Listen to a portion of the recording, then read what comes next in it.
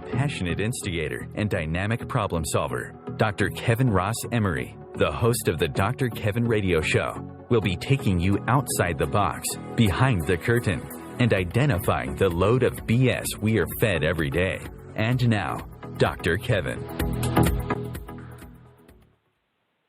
Hello, and welcome to the Dr. Kevin Show here on Om Times, where we change the world, wait for it, one Om at a time. We are a live call-in show, and you can call in with questions or comments by calling in at 202-570-7057. Again, that's 202-570-7057. We are in the first Thursday of the month, the first Thursday of November, the second to last Thursday of 2023. And personally, I cannot wait for 2023 to be over, but that's a different story. And as in always the first Thursday of the month, we have none other than Matt Connarton. Matt Connarton comes from Matt Connarton Unleashed, which is his drive time show, 4 to 6, Monday through Friday at WMNH 95.3. Or you can listen to it at mattconnerton.com or IPMnation.com. If you go through your internet, you can text him, you can IM him, you can be part of the conversation if you're not in the Manchester, New Hampshire area and cannot get it over the airwaves.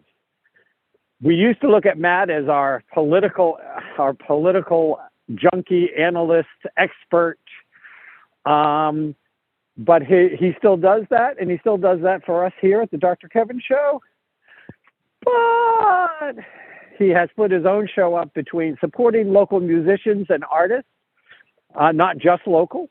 Sometimes he gets people that are not local, just loco, on his show. So if you'd like a bit of politics and a little bit of local musicians or small bands, people that you might not hear about in your top 40, and you are a music geek, you want to tune into Matt Connarton.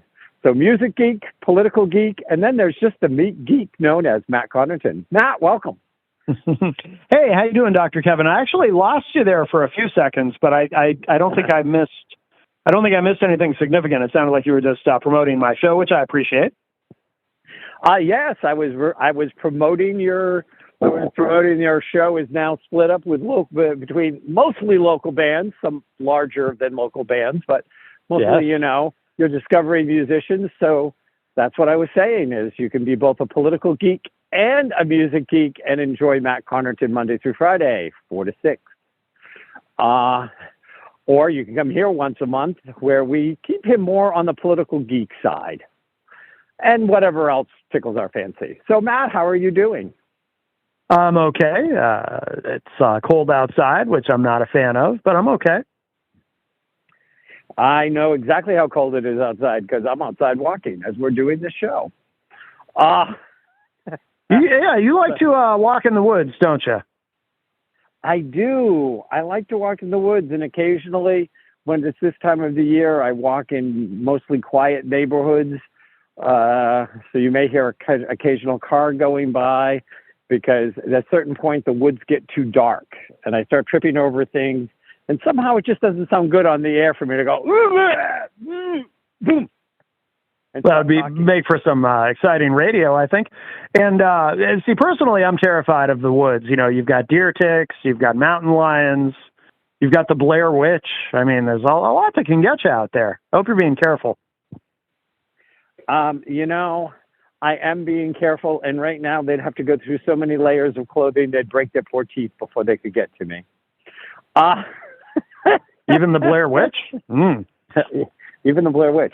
Hey, look, if I can survive our current political situation, I can survive anything. Nothing is more horrifying than what's going on in Washington right now. Right. But outside of that, yeah, I'm doing fabulous. And you're doing well. Jenny's doing well, yes? Yeah. There's always challenges, but we just keep going. Well, what would life be without a little challenge? It'd be called boring, right? That is true. I suppose we're wired for a challenge. So I want to start out, obviously, I want to we've got lots of political stuff to comment on. And again, we don't have to leave it too political. But, I like to pick your political brain. But I would like to see you give a definition, and I'm happy to weigh in afterwards or whatever. I want our listeners to really understand the atrocity known as Christian nationalism, since the new Speaker of the House is a big proponent of it. And I don't think a lot of people actually really understand. They get sucked in and misled by the fact it has the word Christian in front of it. How would you define Christian nationalism for our audience? That's a good question. I mean, I can tell you, I don't know what the textbook definition would be, but I can tell you my impression is that Christian nationalists are, first of all, not believers in the separation of church and state. That they believe that, that America is God's favorite, and that there was some sort of divine providence in the establishment of our country, and that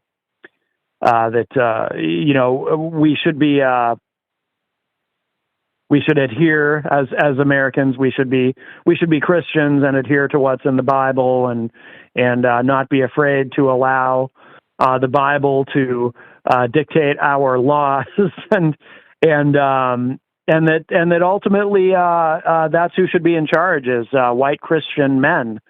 The Christian patriarchy should be running the show. I mean, that's basically my impression of Christian nationalists. They believe Christianity is the one true religion, and it should be the one true religion of America. And there's really not much room for anyone else.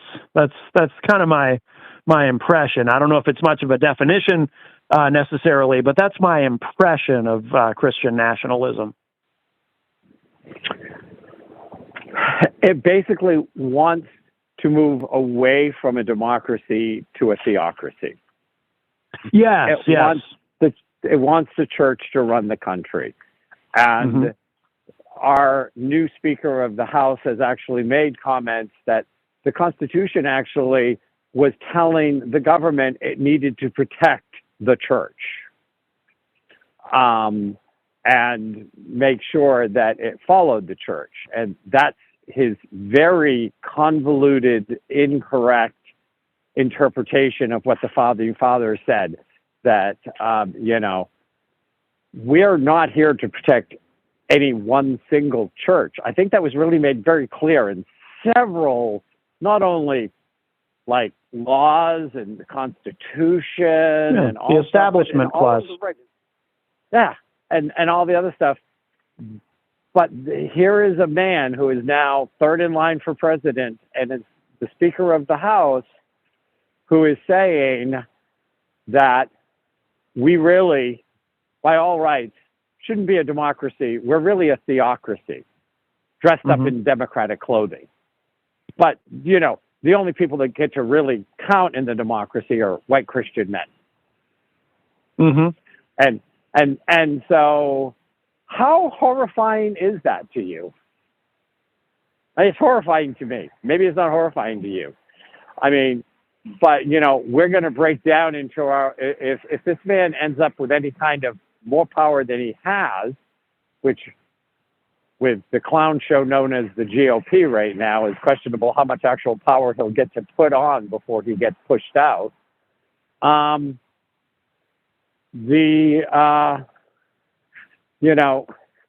going to have our own internal Israel and Palestine war going on. Because how could we not? What happens to all of the other religions that are in this country, which actually make up about 40%? And if you put liberal Christian in them, Christians are anti-Christian nationalism, the number gets even bigger. So, where is this leading us? What do you think? Well, I don't think... I have worries about Mike Johnson that really have nothing to do with that specifically. I don't think mainstream America is interested in Christian nationalism, I think, and I don't think a lot of Republicans are, actually. The conservative base buys into that stuff, but I don't think moderate, mainstream, college-educated suburban Republicans are very interested in Christian nationalism, fortunately. Now, maybe I'm naive, but that's my impression. And so, my concerns about Mike Johnson are not, those aren't my worries. And by the way, there's actually something I like about Mike Johnson too, but, and we can talk about that if you want to, but I don't know. I mean, I'm not that worried about, Mike Johnson, yes, he's now Speaker of the House, but I don't think he's going to,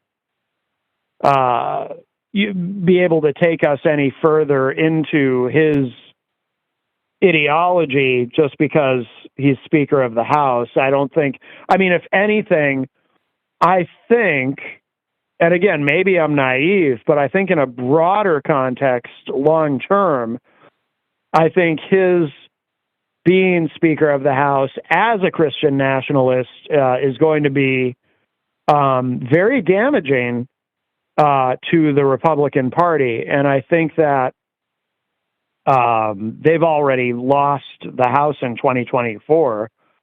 And, if this is who's in charge now of the Republican Party, I think it does a lot of harm to the party. So I'm not that worried about it. I think it's despicable, this stuff like, he's advocated in the past, I guess, for, outlawing being gay and, just the kind of crazy stuff you would expect from someone who believes what he believes and thinks what he thinks.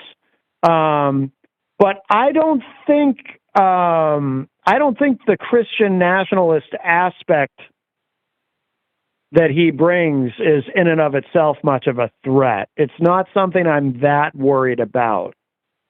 And again, maybe I'm naive, but it's not at the top of my list of things about Mike Johnson that really worry me. And there is a list. So let's talk about that list. And I'd also like to hear what you like about him. I try to stay away from black and white. Christian nationalism just gets on my last nerve. And I know that there's a lot of that behind the loading up of school boards and the banning of books. And it's a small, tenacious group that are kind of like the, I'm trying to think, like locusts. And there may not be many, but they destroy everything that they can get their little teeth on. They are tenacious. And do you know where their tenacity comes from, Dr. Kevin? Tell me, enlighten me. Comes from the Lord. Which I'm one? just kidding.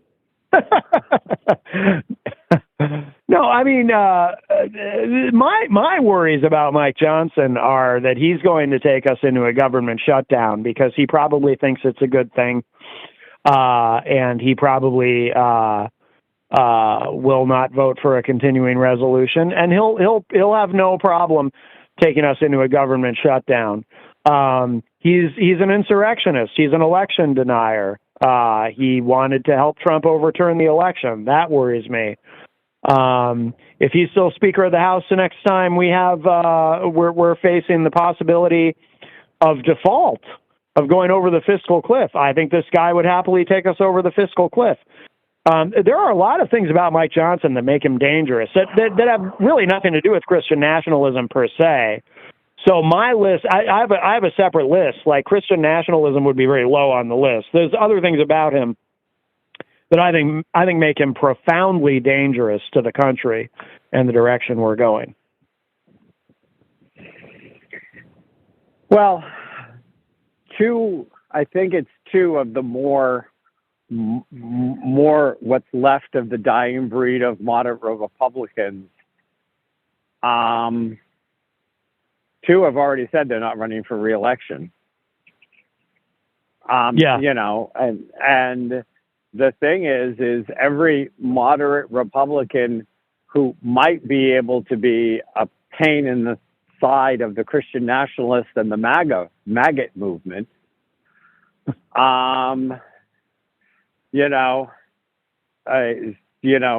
opens up the door for another crazy to get elected. Mm-hmm.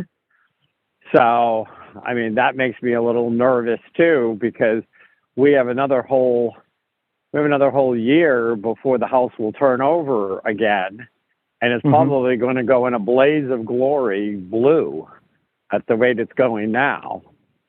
But you can still do a lot of damage in a year, as you've just been pointing out. Right. Yeah. No, they've already given up the House for 2024, in my view. I'm often wrong, but yeah, I believe that because this recent debacle with the ouster of McCarthy and then the 3 weeks without a speaker, and there's the base of the Republican Party that likes that kind of thing, but but independents, swing voters, they look at something like that and they say, look at these clowns. They can't govern. They can't be trusted with any kind of power. And I think they've given away the House in 2024. I really do. Now, you said there were some things you liked about Mike Johnson. What are they? There's one thing that I find very interesting about him. And given everything else about him, this one thing is really surprising. But the dude's kind of woke. And what I mean by that is, I don't know if you realize this. So he has a black adopted son. And he was being interviewed on, I don't know if he may have addressed this in more than one place. I'm not sure. But I saw a particular video of a particular podcast that he was on, and he was talking about systemic racism and how he believes that systemic racism is a problem in the United States. And he talks about, in this podcast, arriving at that conclusion because he's got two sons. He has his white son, and he has his adopted black son. And he has observed some of the challenges that his adopted black son has had to face that his white son has not. And he sees that and he recognizes it, and he acknowledges that systemic racism does exist in America. So that is very interesting to me. And actually, some conservatives, not his fellow conservatives in Congress, of course, but there are some conservatives in media, more in the online media, not on Fox News or anything. But there are some conservatives who are attacking him over that, saying, "Whoa, we didn't know he was woke. We love everything else about him, but he's kind of woke." But what I've noticed though is when I see him doing that, it reminds me of conservatives who support marriage equality, and you wouldn't necessarily expect to. The classic example being Dick Cheney, our former vice president, who is probably very conservative on every issue you could imagine, except Dick Cheney has always supported same-sex marriage. That's the one thing where he steps out of line with conservatives. But Dick Cheney also has a gay daughter. And no, I'm not talking about Liz Cheney. She's not gay, but his daughter, Mary Cheney, is gay. So he has always supported gay marriage. Also, Rob Portman, senator from, where's he from? I don't think he's in the Senate anymore, but he's from Ohio, Midwestern. Rob Portman, anyway, very conservative guy if you look at his voting record, except he supports marriage equality and he happens to have a gay son. So I see a pattern here among conservatives who, it's easy for them to be very dismissive of, how everyone should have the same rights and opportunities, and how there are marginalized groups in the United States, and they can dismiss that all they want to. But when someone in their family is directly affected by it, it opens their eyes a little bit and they see it up close and they say, oh no, this is real. The left isn't lying about this. This really is an issue. And Mike Johnson acknowledges that systemic racism is real. And he sees it in his own family. You know, that's the one thing that I do like about him. And I think that's kind of cool that, you know, he's able to, and he doesn't try to get, you know, when the subject comes up on that podcast, he doesn't try to soft pedal it. He says flat out, you know, systemic racism is real. I've seen it up close. I see it with my black son and some of the ways that he's been discriminated against. I've seen it.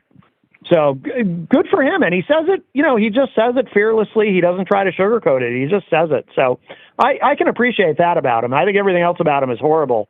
But I can appreciate that one thing about him.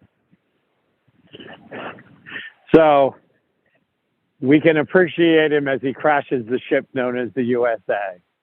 We can appreciate his stance on systemic racism. So, well, it's something. Hey, we got to find these silver linings where we can, Dr. Kevin. Hey, absolutely. So, what do you think is going to happen to George Santos? Are they going to actually expel him from Congress? I mean, the Republican New Yorkers are really advocating, you got to get that guy out. He's going to kill the Republican Party in New York if you leave him. What do you think? Because the Democrats will all vote to remove him, but they need a supermajority. Didn't they already vote on it and they didn't have enough votes to get him out? Oh, I didn't see that news clip. Last time I knew, I didn't know that. I might be wrong. I thought they voted today and they didn't have enough votes to actually get him out, but I could be wrong. I've had a very, very hectic day, so I might not have my facts completely straight on that. But and I've had a hectic day and have not been able to check anything in the news since this morning. So yeah. It could be me. We'll have to check it up on break. One of us is going to have to Google it and find out. You could be right. We're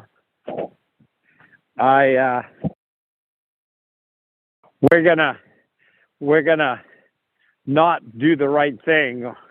We're gonna make sure that we hold on to the slim majority we have. It sounds like the way you think it went, and it easily could have gone that way in this Congress. I mean, there's no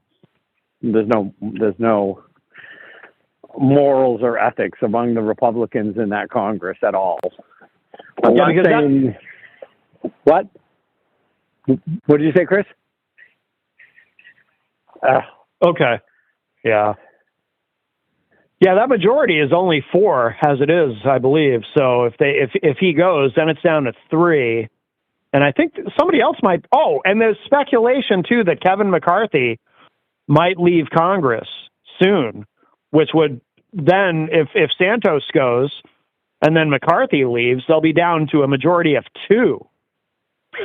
That's pretty rough. So I'm sure they don't want to get rid of Santos if they can help it. And unfortunately, his trial isn't until after he gets voted for again. Yeah. I believe his trial is enough because he's up for re-election in 2024, right? I think. Oh, yeah, the whole House. Yeah. Yeah. So I think that the way his election date is set, I mean, he's never going to get reelected in that district. No, no, this is it for him. Yeah, this is his time. His time to shine. It's right now. He's got to make the most of it. Yeah, and then do a return to Brazil probably, or wherever it was that he came from at some point, because they're going to be. It's pretty good with the charges they're lining up. That boy's going to do jail time. I don't know how he'll get out of it. I can't believe he's not in prison already. I mean, how does this guy not be in prison right now? I don't understand. It's incredible. Yeah, I don't understand either. I mean, it's the slowness of the judicial system. Because, I mean, so what do you think?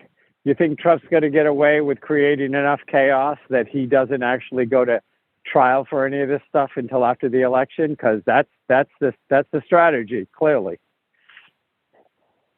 Yeah, no, I don't think he'll. I mean, I know Judge Eileen Cannon is happy to delay everything, but she wants to be a Supreme Court justice probably once Trump is able to appoint somebody. But no, I don't think he can avoid. I don't think he can avoid all these trials, but before the election. But but I agree that is the strategy, certainly. But I mean, he's going to be the nominee, and I think no matter what, I mean, even if he's in jail, he'll be the nominee, and he might very well be president. I mean, it's very possible. Biden is continuing to tank, and he doesn't seem to want to get out of the way. And I agree with what Paul Ryan said a couple of months ago. Whichever party discards their respective very old man and put somebody younger in there, whichever party does it first will win the election. But as long as the Republicans stick with Biden and the Democrats as long as the Republicans stick with Trump and the Democrats stick with Biden, could go either way. So who do you think if Trump, okay, we'll be back right after this break. Could go either way. Conscious media for conscious minds. Om Times. Host your show on IOM FM, the radio network of Om Times Media, one of the more recognized brand names in the conscious community, and is backed by the extensive marketing reach of Om Times. Hosting a show on IOM FM immediately connects you with our extensive dedicated community. Vox Novus, the new voice. Vox Novus, the new dimension. Vox Novus, thought and movement leaders who will share from their experience and offer tools to help us navigate our rapidly changing world. My name is Victor Furman. Join me every Thursday at 8 p.m. Eastern on Om Times Radio for Vox Novus, the new voice. Ascending Hearts is no ordinary dating site, but a spiritual dating site with a purpose, to link you with your soulmate. We engineer the serendipity so you can trust that you will attune with someone that has the same matching vibration as you. Ascending Hearts, the conscious dating site for the spiritually aware. Try Ascending Hearts for free, ascendinghearts.com. If I could be you, and you could be me, for just 1 hour. if you could find a way, To get inside. each other's mind. walk a mile in my shoes. Walk a mile in my shoes. Walk a mile in my shoes. We've all felt left out, and for some, that feeling lasts more than a moment. We can change that. Learn how at belongingbeginswithus.org, brought to you by the Ad Council. Walk a mile in my shoes.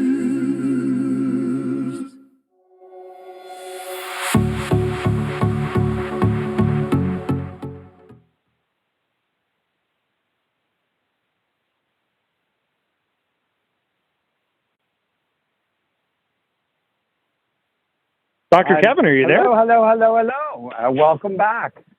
I was afraid the Blair Witch got you for a second there. No. Welcome back to the Dr. Kevin Show. I'm here with Matt Connarton from Matt Connarton Unleashed. You can get more of Matt Monday through Friday, 4 to 6, on WMNH 95.3 if you're in the Manchester, New Hampshire area. Or you can tune in at mattconarton.com or IPMnation.com, and you can either geek out with his politics or geek out with his bands and musicians, mostly local.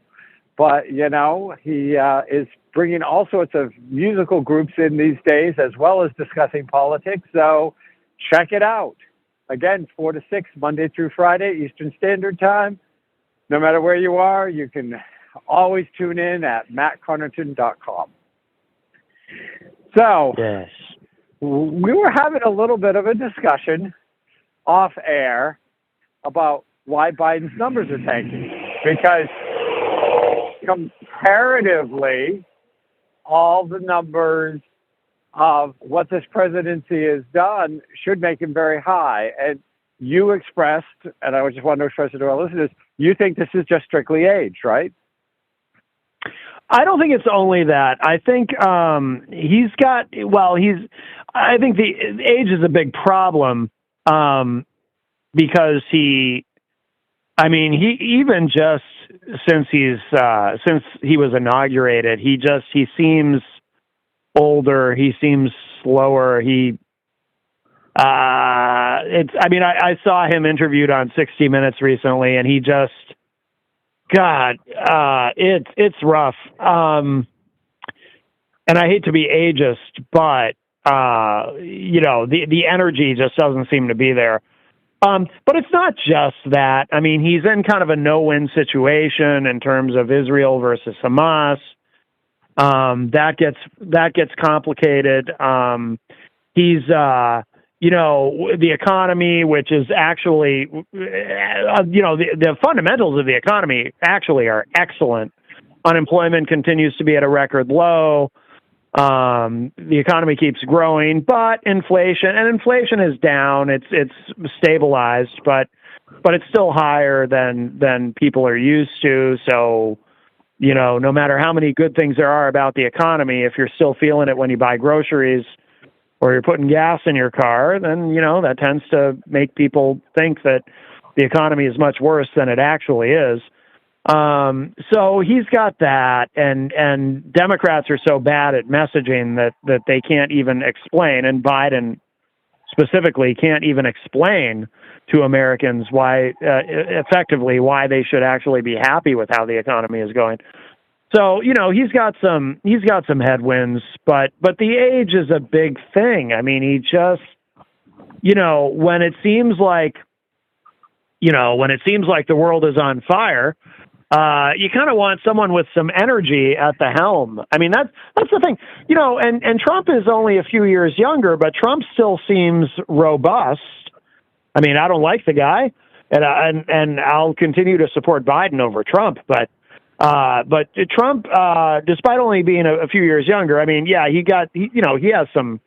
might have some cognitive decline himself. It's like, Chris was pointing out during the break, he can't seem to keep it straight, who he's running against or who he defeated in 2016. Obama's name keeps popping out of his mouth for some reason. But Trump doesn't seem frail. He doesn't seem tired. He seems like his normal self. He definitely he's not the same Trump that he was in 2016, but he just doesn't seem, he's not Sleepy Joe. So I think that's a big problem for Biden. Also, there was polling data recently that showed that with Black Americans in South Carolina, Biden's numbers are tanking. That's really bad for him because South Carolina, he owes his presidency to South Carolina.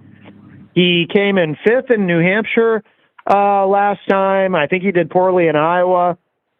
South Carolina revived him. And I'm not saying that South Carolina is going to turn on him. He'll obviously he's going to be the nominee. He's the incumbent president. So he'll carry South Carolina in the primary. But the fact that Black Americans have kind of turned on him in South Carolina, that does not bode well for him at all. And there's just no enthusiasm there. There's no excitement there for Biden. I mean, what Democrat is excited about him? And he's not even going to be on the ballot here in New Hampshire because the DNC insisted on trying to strong-arm New Hampshire. So now he's just not going to be on the ballot here. So I'm probably going to vote for Marianne Williamson because she was on my show. I don't necessarily agree with her on everything, but she at least was on my show and came and talked to us, Joe Biden hasn't. So even if he was on the ballot, I'd probably still vote for Marianne Williamson. Or maybe I'll vote for Dean Phillips if he comes in and sits down and talks with us. But I think Biden, and Biden's legacy, when it's all said and done, may end up being that he's the guy who beat Trump in 2020, only to hand the White House back to him in 2024. That's a real possibility. That could happen. Oh, so that Trump can run his vengeance tour? Yes. That's what it'll be. Oh, yeah. Oh, yeah. Trump has already made it very clear. He is going after anybody and everybody who he feels like was the least bit unloyal. And he is going to he will turn this country into a dictatorship. Oh, yeah. As much as he can. And they're already, you already see some of the stuff where if he can own the House and or the Senate or both with Republicans, that they're going to pass their power over to the presidency and make him more of a dictator, because that's what he wants. He said it. He's very clear. Mm-hmm. There's no mistake here. Right. That this is his agenda. So, now, Trump gets taken out of this for whatever reason. Mm-hmm. Who do you see is likely to be the nominee? Well, I don't think Trump's going to get taken out. I think Trump is the nominee. But hypothetically, if something were to happen to Trump, probably right now, Nikki Haley seems to be surging. I don't think I don't see DeSantis. DeSantis stagnated a while ago, and I think his numbers have been going down. Nikki Haley seems to be ascendant. So I think it would be her. If it's not Trump, I think it would be Nikki Haley. And does that cause the problem that a core group of Republicans that would be there to vote won't want to vote for a woman?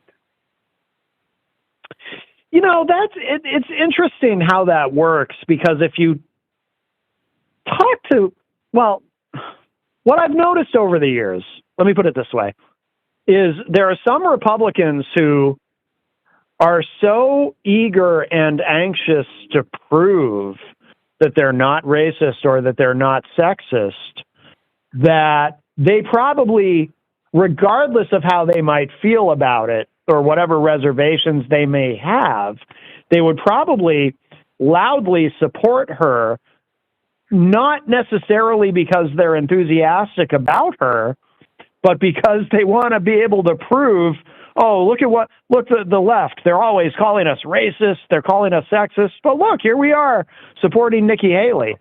Almost a form of virtue signaling. So I don't know. I think, and by the way, I'm only, just to be clear, I don't want to sound like I'm painting with too broad a brush here. I'm talking about a part of the Republican Party. I'm not talking about Republicans in general. I also think there are a lot of Republicans who would have no problem voting for a woman of color,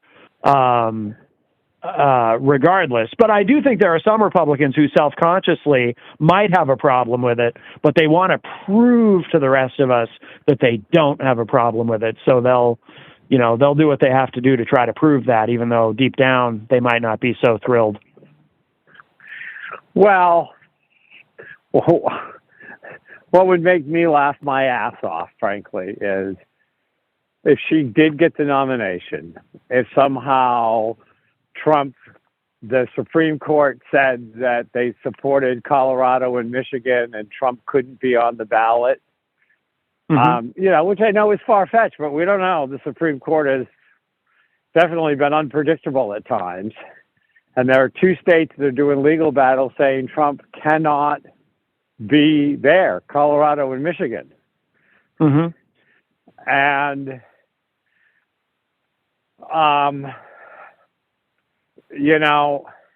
that they would be like, okay, yay, Nikki. But when they get into the quiet of the ballot booth, that they couldn't bring themselves to actually do it. Like they'd tank it when it came time to check the box. They'd make all the noise, but in the privacy of the ballot box, they'd probably do Trump as a write-in candidate. If anybody but Trump, if for any reason Trump gets disqualified, if anything happens, and I know that you look into your little crystal ball, which I thought was my thing, and don't see how that could happen. But if it did happen, Trump would be telling everybody to write his name in, and it would completely tank whoever the Republican candidate was. You know, that never occurred to me, but now that you say that, you're on to something there, I think. I can see that happening. I can definitely see that happening. And that would definitely throw the election to Biden.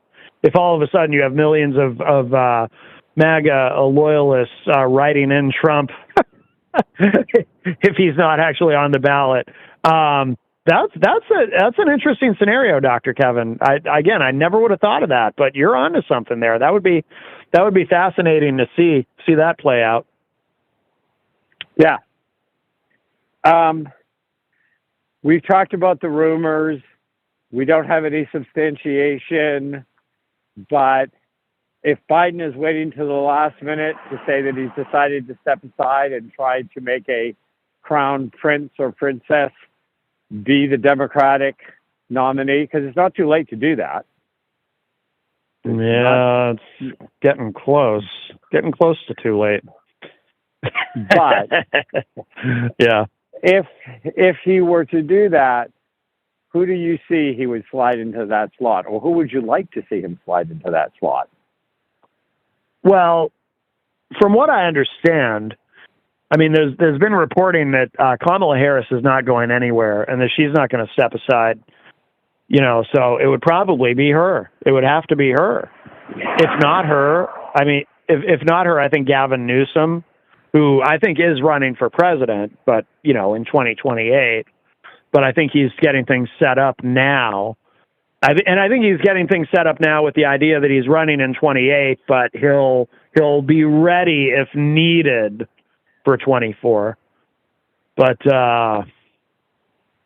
I don't know. I mean, there aren't a lot of people I have any enthusiasm for, particularly because, you know, I'm an independent and I don't like either party, so it's hard for me to really get enthusiastic enough to say, you know, I think so and so should be the person.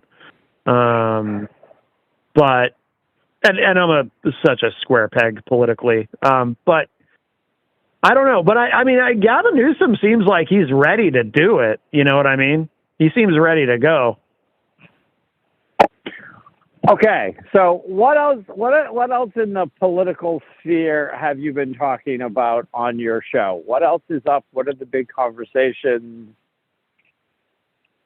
Well, funny you should ask, because Dr. Kevin, and you don't know this yet because this is a recent development, but my show, at least the show that I do, the version of the show that I do here at WMNH, and I say here because I'm still at the station, we've been phasing out politics, and we're kind of transforming into more music interviews and interviews with authors and comedians and so forth. And the political aspect of the show is being phased out. So we're not talking about politics much here at WMNH at this point, which is probably a big surprise to hear that. But so we're actually going to be starting something separate, though, online, because, you know, I am a political junkie. So Jenny and I are kind of trying to figure out what that's going to be, what it's going to look like, you know, have the platform to do that on. But I got to tell you, this week, we've really not talked about politics much on my show, believe it or not. I'm not as surprised as you would think I would be. Yeah. The more you brought in the music, and the more that the music made you happy and the politics made you frustrated and depressed. Yeah. I could see as a mental health issue that you might need to not be talking a lot of politics to, at times, some really unbalanced people, because politics really brings out all the nutcases. Yeah, and as the show has kind of evolved over the past year, the feedback and the response to it has been really positive. People really like the direction the show's been going, so we're kind of gonna keep going in that direction more and more. And you know, I mean, if somebody calls, if somebody calls the studio line and wants to talk about something political, that's fine. But generally, we're just kind of leaning away from that almost entirely at this point. Yeah, like I said, I'm not all that surprised. I'm assuming that, especially if you're going to do some, if you did some political junkie thing and through the internet once a week, maybe that wouldn't be too bad. I think 10 hours a week really got the best of you, and not in a good way. So, yeah. I think you're right. I think it's a great shift. I think it's a great shift for your mental and emotional health. And you do know an author, so let me know when you want the author to come on. Yes. Because I always went on, and I never really discussed politics. I usually discussed either classes I was teaching or my books or stuff like that. So, yeah. So I think it's great. I'm assuming I'm not going to lose you here once a month to come on and shoot the shit about politics. Oh, of course, yeah. I mean, I'm going to need to shoot the shit about politics someplace if I'm not doing it on my show. So, Absolutely. So, what else do you think that's going on politically that we're not talking enough about, or you have a different view on, or you say this is where something's missing, something's not? What else is going on? Because you are a political junkie. So even if you're not talking about it on air, you're tracking it. So tell me, what else in our last few minutes we have, what else do you think is a hot topic out there we should be looking at more? I kind of think this might be an unpopular opinion, but something that we had been talking about, and I guess as it kind of circles back to Mike Johnson as Speaker of the House. I've said on my show, and I don't remember if I said this previously on your program, but as much there's a lot of blame to go around, in my opinion, for him.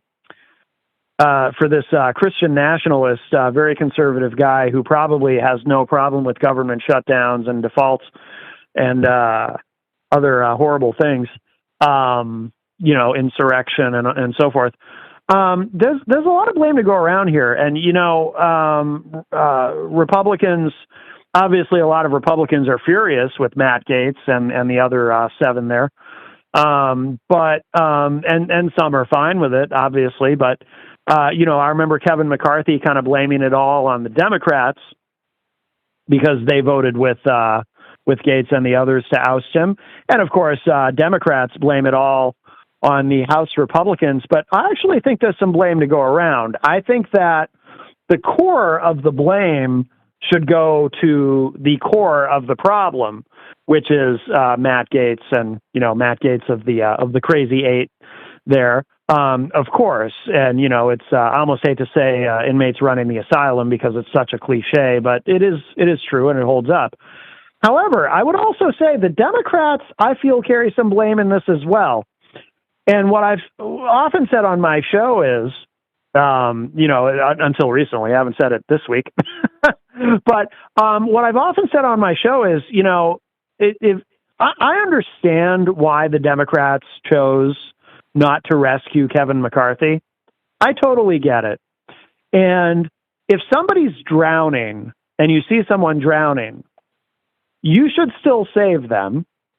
I understand you could be forgiven if you maybe hesitate for, a nanosecond. if as that person is drowning, they're yelling at you that they hate you and they wish you were drowning instead of them, and they're flipping you off the whole time, instead of yelling, please help me, so, I could understand someone maybe not wanting, or maybe just stopping and thinking, do I really want to save this guy? Well, yeah, he's drowning. I should save him. I think they should have saved him. I understand all the reasons they didn't. I understand the merits of their arguments against saving Kevin McCarthy. But honestly, I think for the good of the country, they should have done it anyway. Because I knew this was going to happen. I could see through to the end of this. You oust Kevin McCarthy, the devil you know, and now we have Mike Johnson, who is far more dangerous than Kevin McCarthy on his worst day. Don't get me wrong, Kevin McCarthy sucks, but Kevin McCarthy, we do know a couple positive things about Kevin McCarthy. Two that I can think of offhand. One, Kevin McCarthy thinks government shutdowns are bad. And two, Kevin McCarthy understands that for the country to default on our debt and go over the fiscal cliff would be very, very bad. Those are two things Kevin McCarthy understands. I don't think these are things that Mike Johnson necessarily understands. And the House Republicans that are enthusiastic about a guy like Mike Johnson. So the Democrats, in not saving Kevin McCarthy, I understand why they didn't, but I really wish that they had. And frankly, I really think that they should have. And I don't want to let them off the hook. It's easy to blame the dysfunction going on among the House Republicans. And again, that is the core issue. That is if you're going to make a list of people to blame, Matt Gaetz should be number one on the list and the other 7 idiots right after him. But I think the Democrats should be on that list too. They helped, and in doing so, they ultimately made things worse. Because now we've got somebody even worse there who really is a genuine danger to the country. I never felt that Kevin McCarthy was an actual danger to the country. Mike Johnson is, in my view, and the Democrats played a role in making this happen. And I'm curious what you think about that, but that's my feeling on it. I feel there's a lot of blame to go around here, and this could have been avoided. Well, just like McCarthy was playing and the horrible 8 were playing to their base and their voters, I think that Democrats in swing districts that were caught saving Kevin McCarthy and would fear that it would bounce back on them in the polls. And if Kevin started counting on the fact that the Democrats were going to show up because they were afraid of a worse person, that would be leveraged against them in crucial ways that would not make the throw over of the House such a positive thing. Like you said, you're pretty sure at this point we're talking about a major, that they've lost the House with these shenanigans. And so I have to say, part of the strategy I understand is McCarthy was clearly like, if you save me, I will not be grateful. I will not be helpful. I'm still going to sink you. And all of the Democrats that voted to save McCarthy would get painted with that brush at getting voted in time. So I think there's a little bit of, I'm not going to risk my skin for you when you won't even say, look, there's enough moderate Republicans and enough Democrats that if I make these deals with the minority speaker and they let me stay and I do it in good faith and show that we can work as a coalition, I think the Republicans probably would probably still lose the House, but might not have. But because he was so foul-mouthed, how do you go back and say to your voting base, well, I was afraid there'd be a worse choice, so I backed him, even though he was saying horrible things, blaming us. And then he went on to push through unpopular legislation because we left him in place. Yeah. That's very fair and valid. I take your point. I guess my counterpoint to that argument would be if Democrats were better at messaging and communicating, which I always complain they're horrible at, but if they could message and communicate more effectively with voters, I would. I mean, if it were me in that situation and I were voting to save McCarthy, I would as articulately and clearly as I could, I would explain to my constituents, here's why I did it. Because I'm afraid of what the alternative would have been, and it would have been somebody worse. And I would have just tried to hammer that message home as plainly as I could. But you know, Democrats, you know, they trip all over themselves trying to explain anything that involves nuance. So what can you do? Well, we'll talk in about a month. All right, sounds good. I hear the music playing. So Thank you as always. And let's see if we can, you know, have something interesting happen we can discuss in the next 30 days, shall we? Yes, indeed. Thanks, Dr. Kevin. Bye. Bye-bye.